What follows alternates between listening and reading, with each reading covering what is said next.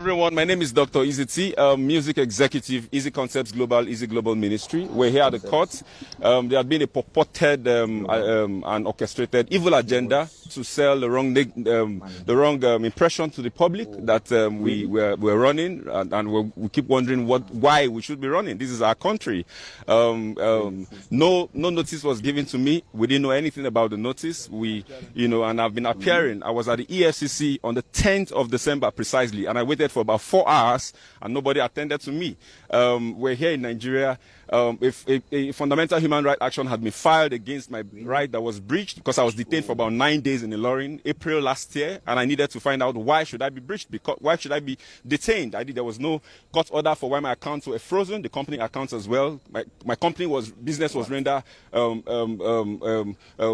completely put on the pause, and we wanted to find out why should this happen. This transaction is all predicated on the premise of a contract. There's a contractual relationship, for goodness sake.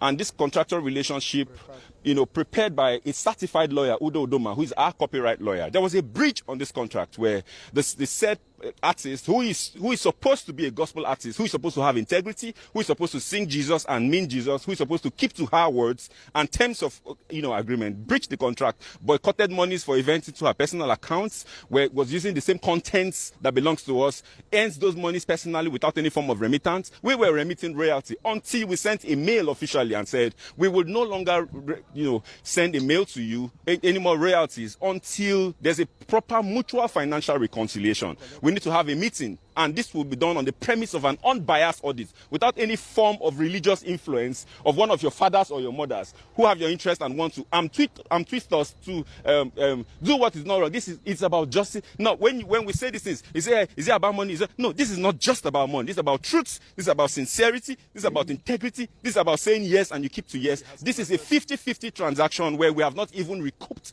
capital. By that, I mean we're sharing 50-50 on gross, not on net. And that's a fair contract, for goodness sake. But when I got to the EFCC, I was told not to write my truth. Really? I was told there's nothing about contract. All they just deal with is figures, and I should just write the monies that I'm owing. And I said we can't talk about monies without talking about what gave birth to money. The monies came as a result of the contract. This contract, monies was invested into the artist, and it generated this amount of money. And if there was money that was supposed to come to us and it wasn't coming, and we communicated, you cannot communicate and divert. You can't divert what you have communicated. And there's a mail to that effect. So how is this diversion?